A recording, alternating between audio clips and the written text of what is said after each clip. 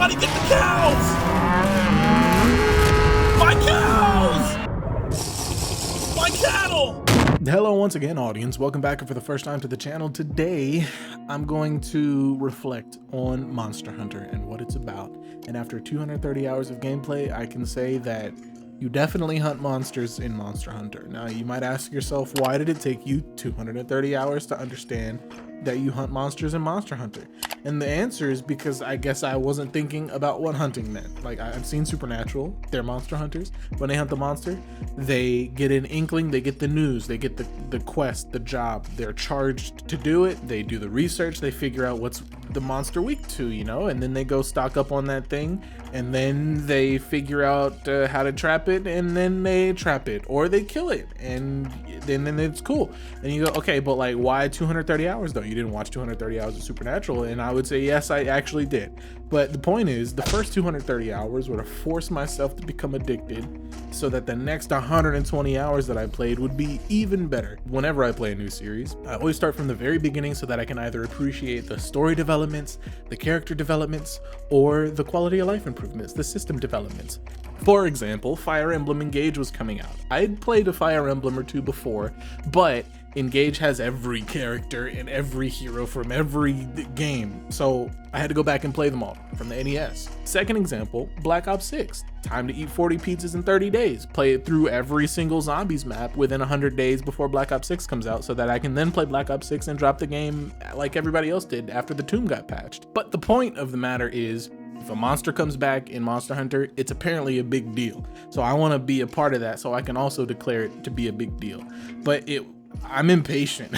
so going all the way back to Monster Hunter 1, my friends warned me against it, but I'm stubborn, so I did it anyway. It's weird to be stubborn and impatient and a perfectionist. I might have talked about this in a previous video before, but Monster Hunter 1, everything is slow. There's no attack button. Yankuku exists. Velocidrome. モンスターハンター同窓したいですか? 大学で日本語を勉強しましたね。じゃあ忘れてしまいませんでしたね。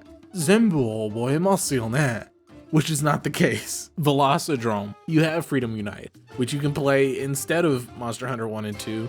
Maybe not, because it's not actually like a compilation thing. I don't know. But Geodrome this time, just to shake things up. Actually, Velocidrome. Monster Hunter 3, everything is bloomed out and fuzzy, and you're playing in 480p, and you're using a Wiimote. Then you realize, wait a minute, the 3 Ultimate is on the 3DS, and you realize that you're playing on the 3DS. So then you go, wait a minute, this is on the Wii U. So then you transfer the data to the Wii U, and then you go, wait a minute, the only thing that became HD was the bloom and the fuzz, and there's no Velocidrome. でもこのゲームもモンスターハンターポータブルソードは日本語で話すできることがあるは必要です。これからドスランポスがあることがわかりませんね。知らない。But Monster Hunter 4 Ultimate, you're back on the 3DS. But it's not fuzzy and it's not bloomy. Velocidrome, and then your friend finds out that you're playing Monster Hunter, and he goes, you need to get on Gen Ultimate because I'm trying to get to G rank. And I'm like, all right, bet, let's do it. Gen Ultimate, probably the best Monster Hunter. I'm sure that there will be Gen Ultimate videos down the pipeline. Ew, I don't like this thing anymore. When he M-pregs? And Velocidrome. There will probably not be any Monster Hunter Stories videos in the pipeline though. But then, after finding a Google Sheet that was the most locked down Google Sheet I've ever seen for the most pointless reason to lock it down, and then I unlocked it down so I could track my own progress and can move away from old gen, I hit new gen, and the world was beautiful. And I could finally use the insect glaive, even though I had struggled with it for so long in old gen, but it just doesn't matter now because I can fly. And I would probably say that world is probably the best Monster Hunter game, but there's no Velocidrome, so it's kind of hard. It's a hard pick though. Legiana is a good substitute though. I think Legiana might actually be my favorite monster. And then Capcom found out that I love Naruto, and it said, you know what comes after World? Rise. You can still fly, you can still glaive, but now you can do it even flashier. So I'll probably say that Monster Hunter Rise is like the best Monster Hunter game. But there's no Velocidrome, so it's kind of hard. It's a hard pick though. I'm not gonna cap, I really didn't play Stories 2 that much, but it looks like it's kind of cool. The art style is more engaging than Stories 1. and I don't have to play it on the Switch. So that's a plus. Maybe, I don't know, maybe I'll play that a little bit more. That has Velocidromes. But then eventually I got to the point of why I was doing this. Wilds, Monster Hunter Wilds. I usually don't like desert levels in video games at all, but this one didn't even really feel like a desert level because there was still stuff going on.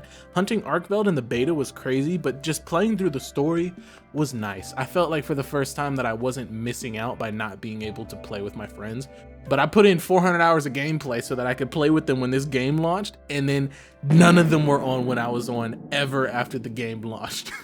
But it's cool though, because the story didn't require you to have friends, so it was all right.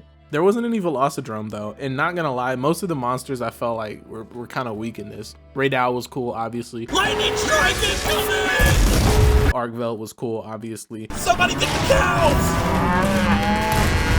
My cows! I will probably have to say that Wilds is like the best Monster Hunter game. Hopefully the title updates as they come out sort of do like maybe a generation pack that includes Velocidrome. And then for bonus points, the game I'd heard of years and years and years ago, and I downloaded it and I played when it was in beta or free trial or whatever, the hidden one, Monster Hunter Wilds Hearts, right?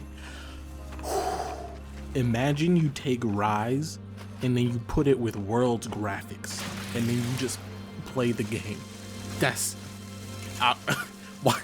If they ever fixed the crucial issue of the game stuttering, like completely freezing every couple of seconds, I would have to say that Wild Hearts is probably the best Monster Hunter game.